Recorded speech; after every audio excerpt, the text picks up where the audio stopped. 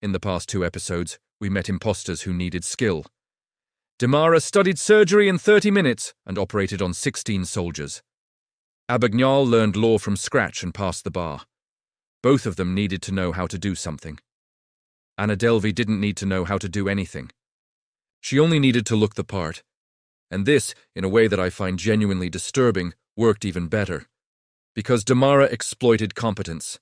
Abagnale exploited narrative. Anna exploited something much more primitive. She exploited people's desire to be near those with money, and New York opened every door.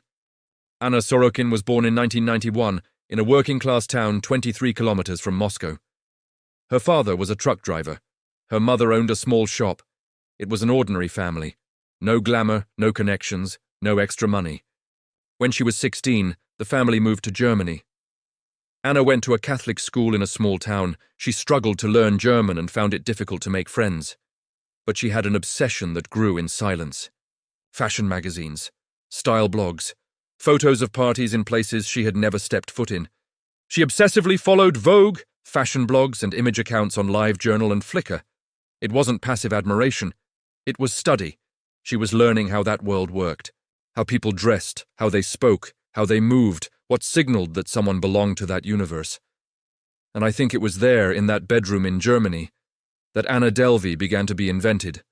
Not in New York, not in luxury hotels, but in a girl who decided that the life she saw in magazines was the life she was going to have, by any means necessary. If you knew this story before this video, comment here. Because most people only know the Netflix series, and the reality is even more fascinating. In 2013, Anna arrived in New York with a new identity. Not Anna Sorokin, daughter of a Russian truck driver. Anna Delvey. German heiress. European fortune. Tens of millions stuck in international accounts. And here is the detail that separates her from all the imposters who came before. She didn't forge diplomas. She didn't create complex technical documents. She didn't study medicine or law for months. Researchers show that people tend to trust others by default, to believe them instead of doubting, and to follow someone's self-presentation instead of embarrassing them by questioning who they say they are. Anna understood this instinctively. She knew that no one asks where the money comes from when you look like you have a lot. That no one questions the heiress who treats hotel staff with authority and pays some bills with calculated generosity. A DJ whom Anna asked to pay a €35,000 bar bill described how easily people accepted her claims. She barely had to try. I keep thinking about what that says about us, not about Anna, about us. That the most sophisticated fraud detection system in existence, the human brain, can be completely shut down by an expensive handbag and a European accent.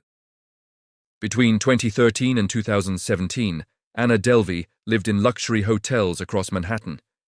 She stayed at the 11 Howard Hotel and the Beekman Hotel, building a social life among New York's rich and famous. Attending parties where she met figures like Macaulay Culkin. The scheme was simple and surgical. She would pay a few bills to build credibility. Then the delays would start. She promised international wire transfers that never arrived. Meanwhile, she maintained an impeccable appearance, designer clothes, expensive dinners, $100 tips. She attempted to secure a $40 million loan to create a private club called the Anna Delvey Foundation, an exclusive space for artists and millionaires. Banks analyzed the request. Experienced investors met with her. Luxury hotels extended credit without verified guarantees. And here is what disturbs me most about this story. It wasn't the naivety of ordinary people.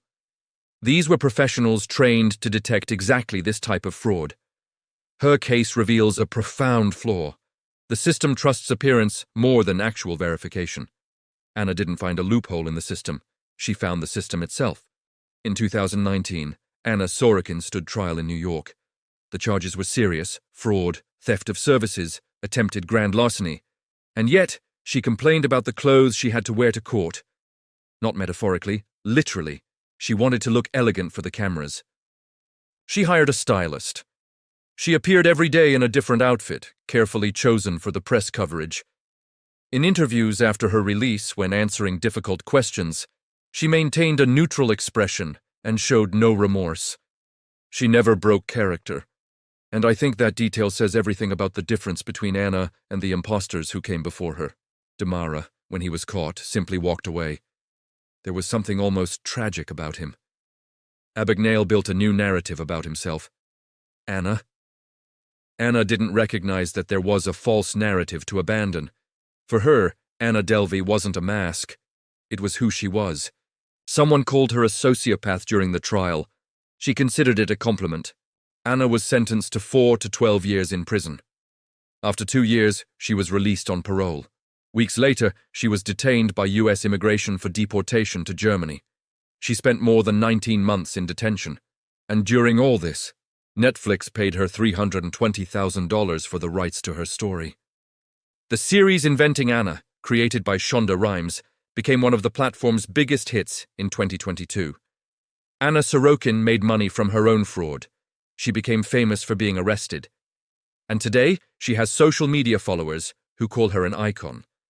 I keep thinking about a question. If the punishment for the scam is fame and money, what exactly was punished? Anna cheated the system. Then she cheated the system again. In this time, without needing any fake documents. Damara wanted to be extraordinary and didn't know how to get there through conventional paths. Abagnale wanted to be legendary and rewrote his own history to achieve it. Anna wanted to belong to a world that had decided it was hers. And what strikes me, looking at the three of them together, is how much each of them reveals something about the system they exploited. Damara revealed that authority is performance. Abagnale revealed that narrative can be more real than fact. Anna revealed something even more uncomfortable. That people don't believe in what is true, they believe in what looks expensive. And this isn't just a critique of Anna. It's a critique of all of us who never questioned the heiress with the designer bag, who preferred not to ask because it would be embarrassing, who opened doors for those who looked like they deserved to enter. Would you have suspected her? I honestly don't know if I would have. And that uncertainty is exactly the point. If this series is making you think differently about trust, about appearance, about how much we judge by what we see, share this video. There are more stories like this coming. And in the next episode, you will meet an imposter who operated at a level that none of the three even came close to.